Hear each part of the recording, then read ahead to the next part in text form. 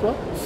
Bonsoir, eh bien toujours sur Rétromobile avec Vendée Vintage TV Show et puis là ce soir je suis avec David de Lady Art Car. Voilà, on va y arriver. Bonsoir David, et ben moi ça me fait plaisir de vous revoir parce que je vous avais vu avec Céline avant le Covid, à l'avant-première. Ça date, hein, ça date. Une avant-première, c'était top ça, pour une nouvelle saison. Ouais, exactement, c'était de Vintage Mécanique. De Vintage Mécanique, hein, voilà. On salue François. Salut papa. Voilà, salut papa. Et puis voilà, donc David, là ce soir, vous êtes à Rétromobile. Oui. Est-ce que vous pouvez me parler un petit peu actuellement de ce que vous faites en termes de restauration et... Là, le salon Rétromobile nous permet d'exposer 3 belles machines. Hein. Oui. Donc, et toutes des restaurations de cœur en fait. Il y a beaucoup d'affect dans les projets avec les clients. Et là, on est vraiment typiquement dans ce cas de figure. D'accord. On a la belle unique là, de 1910. Alors c'est une histoire de famille. Ouais. Donc c'est la voiture de l'arrière-grand-père. Donc c'est les arrière-petits-fils qui sont en train de la restaurer, deux frangins comme on dit. Ouais.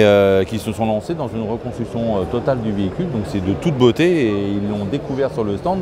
Ouais. Petite larme au passage. Hein. Ouais. C'est vraiment de l'affect et de la passion. Ouais. Donc là ici on a cette Pan RPL 17, toujours pareil, projet de cœur pour le client. Ouais. C'était la voiture, c'est pas exactement celle-là, mais c'est une copie conforme de la voiture de son papa et de sa maman. D'accord. Donc tous deux ont quitté ce monde, donc ça lui tenait à cœur de retrouver ses souvenirs d'enfance. D'accord. Dans ce vertilleul, hein, on est vraiment dans un coordonné qui respecte celle d'origine. D'accord. Qui a subi une restauration intégrale également. D'accord. Donc c'est un budget colossal. J'imagine, ouais. Sur un véhicule qui n'a pas forcément une forte valeur, mais une forte valeur sentimentale. Sentimentale, oui. Donc voilà, et c'est un véhicule que vous allez pouvoir découvrir. Petite exclusivité, sur la saison 9, 3e SAV de Vintage Mécanique qui va avoir lieu courant mars. Ah, super. Donc si vous voulez voir une belle restauration intégrale d'une Pan RPL 17, je vous donne rendez-vous devant le petit écran. De ne pas louper cet épisode. Hein. Ah bah super pour l'exclu David, merci. Exclusivité. Hein. Exclu, ouais. Et ici, voilà, on a une Porsche 901. Ouais. Alors bon, là, on est dans la Joconde. Alors c'est une Porsche de 1964. C'est la toute première Porsche 911. Ouais. Avec tous les défauts de développement du véhicule d'époque. Alors défauts dans le sens technique. Hein. Ouais. C'est-à-dire que Porsche a voulu greffer un 6 cylindres sur cette voiture, toujours avec l'architecture porte-à-faux arrière, comme la 356. Oui. Mais qui forcément avait subi des difficultés de développement, de liaison sol, vous voyez un petit peu. Ouais. Donc elle a subi énormément de transformations. Donc là, on est vraiment sur les prémices. On est sur les 100 premiers modèles produits. D'accord. Je ne vais pas vous divulguer le numéro de série, mais c'est très confidentiel. Bien sûr. Mais voilà, ce qui fait que c'est une restauration. On fait énormément de restaurations de Porsche 911, mais là, pour le coup, ça n'a rien à voir avec ce qu'on a l'habitude de faire. D'accord. Mais vraiment rien à voir. D'accord. Il n'y a aucun élément de tôlerie qui est commun à une autre 911. Enfin, il y a plein de spécificités qui ont nécessité, en gros, ça fait 5 ans qu'on restaure cette voiture-là. 2 ans d'enquête de restauration après démontage et décapage pour pouvoir commencer à intervenir sur la partie structurelle. Ouais. Donc c'est extrêmement compliqué. C'est le client qui a géré quasiment intégralement cette partie-là, avec un forum mondial, avec une personne aux États-Unis qui va restaurer les 2 numéros d'avant, une personne en Allemagne qui a restauré les 3 numéros d'après. Enfin bon, c'est des exemples. Mais ça nous a permis de regrouper les informations sur des bases de photos, de données relevés métriques, etc. pour pouvoir reproduire les pièces à l'identique. On ne peut pas retrouver les pièces d'origine, on n'a pas de données d'archives non plus. Ah oui, donc il n'y a qu'en travaillant de la sorte qu'on a pu réussir à glaner toutes les informations. D'accord. Donc on est très fiers. C'est pareil, le client l'a découvert peinte sur le stand pendant le salon. Ah donc une belle surprise pour lui aussi. Ouais. Donc à chaque fois on est bien stressé de montrer les voitures aux clients. On espère qu'ils vont être heureux. Nous, on fait ça avec passion pour que le client soit heureux de son projet, hein, tout simplement. Donc c'est pareil, apparemment le pari réussit. Avec là pour le coup en termes de spécificité carrosserie, on a fait volontairement mal les choses. C'est pas commun. C'est-à-dire C'est-à-dire qu'on a dû reproduire tous les défauts d'industrie d'époque en termes d'application peinture. C'est-à-dire que nous on a tendance souvent à sur-restaurer, qu'on va séparer les compartiments des sous-bassements de la carrosserie en plusieurs étapes de peinture qui vont nécessiter environ 2 jours de travail, alors que sur la chaîne de production c'était fait en 10 minutes. Donc ça n'a rien à voir du tout. Donc, ce qui fait qu'il y a des défauts d'application de peinture au niveau du pavillon, il y a des couleurs de peinture au niveau de la cloison pare-feu, parce qu'ils faisaient ça à la brosse, et qu'avec les broches de retenue du faisceau électrique, ça coulait. Donc ça faisait des coulures. Il a fallu reproduire les coulures, reproduire les manques de peinture, etc. Donc c'est un petit peu particulier, quoi. Ah oui, mais là c'est vraiment du sur-mesure, hein, on peut dire.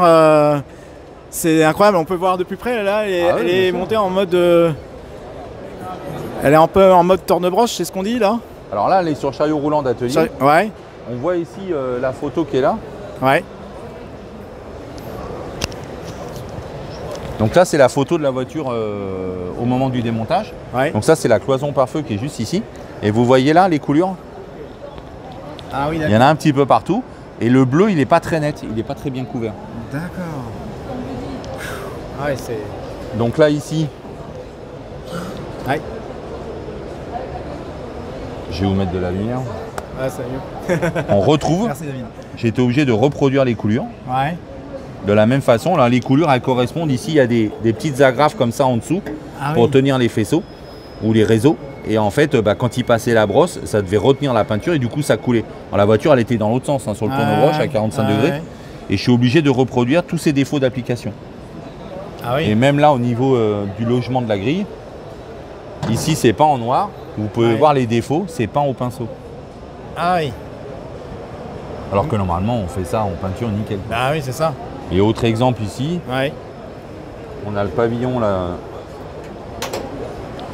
Donc là, vous voyez le pavillon d'origine de la voiture. Ça, c'est la photo d'origine. On voit qu'il y a le gris de traitement anti-corrosion et la peinture bleue qui est à peine couverte, qui est juste projetée ici au moment où l'opérateur pistole. Donc on a une zone ici où il n'y a pas du tout de peinture, un brouillard de peinture sur cette zone-là et pas du tout sur le reste du pavillon. D'accord. Donc on a dû reproduire de la même façon. Vous voyez là, c'est pas couvert. Je me mets en dessous, Ah oui, voilà. Ok, je vois. Incroyable. Donc c'est plein de soins pour conserver un maximum l'authenticité d'origine.